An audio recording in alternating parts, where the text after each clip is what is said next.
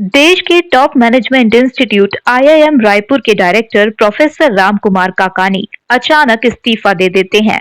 वो भी अपने टर्म के 2 साल पहले। वो 2022 में इस जॉब पर आए थे, लेकिन 21 जुलाई 2025 को उन्होंने रिजाइन कर दिया और बोर्ड ने अगले ही दिन 22 जुलाई को इसे ओके कर लिया। वजह बोर्ड से झगड़ा, जहां उन्होंने कहा कि उनकी काम करने की आजादी यानी ऑटोनॉमी दबाव में आ गई है। उन्होंने रिजाइन लेटर में लिखा कि आईआईएम एक्ट 2017 और पुरानी एचआर पॉलिसी के बीच का फर्क उनकी प्रोफेशनल स्पेस को सिकोड़ रहा है, जो इंस्टीट्यूट के मैनेजमेंट और पढ़ाई की क्वालिटी के खिलाफ है। अब पूरी स्टोरी सुनो, क्योंकि ये कोई छोटी बात नहीं। सब कुछ शुरू हुआ एक टीचर के खिलाफ सस्पेंशन केस से। एक एसोसिएट प्रोफेसर पर पढ़ाई में गड़बड़ी का इल्जाम लगा। जर्नल में आर्टिकल लिखने के ऑर्डर में धांधली। 2023 में उसे प्रोफेसर प्रमोशन मिलना था, लेकिन शिकायत आने पर सस्पेंड कर दिया गया। अप्रैल 2024 में वो छत्तीसगढ़ हाई कोर्ट गए और कोर्ट ने कहा कि डायरेक्टर को सजा देने का पावर नहीं, ये बोर्ड का काम है। आईआईएम एक्ट 2017 के मुताबिक इंस्टीट्यूट ने कहा कि टीचर 2013 की पुरानी पॉलिसी से ज्वाइन हुआ था, जहां डायरेक्टर को ये राइट था। लेकिन 24 अप्रैल 2025 को कोर्ट ने चार्जशीट और जांच को कैंसिल कर दिया। बोर्ड की अप्रूवल जरूरी बताई। फिर क्या हुआ? 28 अप्रैल 2025 को दूसरी सस्पेंशन का ऑर्डर आया, लेकिन मई 2025 में कोर्ट ने वो भी रद्द कर दिया। बोर्ड ने कहा, एक्ट के हिसाब से आगे बढ़ो।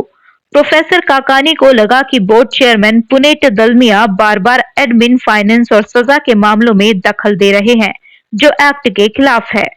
उन्होंने 13 जून 2025 को एजुकेशन मिनिस्ट्री को लेटर लिखा, कोर्ट के फैसले पर चिंता जताई।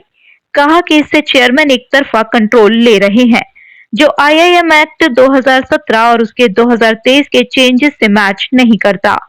उन्होंने लिखा, ये सिर्फ इस केस को नहीं बल्कि पूरे सिस्टम को हिला रहा है। आजादी की बुनियाद कमजोर हो रही है।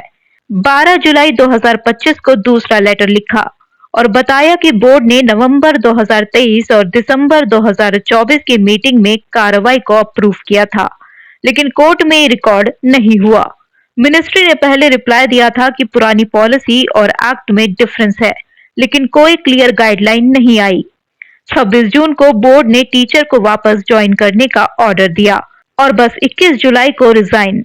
अब वो बेंगलुरु के आरवी यूनिवर्सिटी के वाइस चांसलर बन चुके हैं। दोस्तों, ये अकेला केस नहीं है। पिछले 5 सालों में तीसरा ऐसा मामला जहां आईआईएम के डायरेक्टर बोर्ड से टकराव के चलते बीच में चले गए।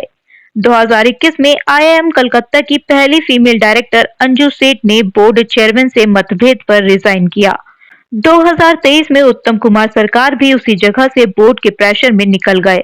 तीनों केस मोदी सरकार के टाइम में, जब 2017 का आईआईएम एक्ट आया, जिसने बोर्ड को ज्यादा पावर दी। लेकिन क्या ये पावर इंस्टीट्यूट को स्ट्रांग बनाने के लिए यूज हो रही है या इंडिपेंडेंट थिंकर्स को कंट्रोल करने के लिए? बोर्ड में पॉलिटिकल अपॉइंटमेंट्स, चेयरमैन जैसे बड़े बिजनेसमैन, क्या ये कोइंसिडेंस है कि डायरेक्टर्स को लग रहा है कि उनकी जगह टाइट हो रही है? सोचो तो, आईआईएम तो देश के फ्यूचर सीईओ और बिजनेसमैन तैयार करते हैं। अगर इनकी लीडरशिप ही बोर्ड के प्रेशर से भाग जाए तो स्टूडेंट्स का क्या होगा? मोदी सरकार कहती है ऑटोनॉमी देंगे, लेकिन ग्राउंड पर तो कंट्रोल बढ़ रहा है। जैसे पीएसयू को अडानी को बेच दिया, वैसे ही इंस्टीट्यूशंस को अपने हाथों में ले लिया। ये डेमोक्रेसी है या छिपी हुई डिक्टेटरशिप? इंडिपेंडेंट वॉइसेस को दबाना बंद हो, वरना देश का फ्यूचर खतरे में पड़ जाएगा। दोस्तों, अगर ये सच्चाई आपको हिला गई तो पॉडकास्ट को लाइक करो, शेयर करो और चैनल को सब्सक्राइब करना मत भूलना, ताकि ऐसे मुद्दों पर और पॉडकास्ट मिलते रहें। कमेंट में बताओ क्या लगता है, ये पैटर्न रुकेगा या और बिगड़ेगा?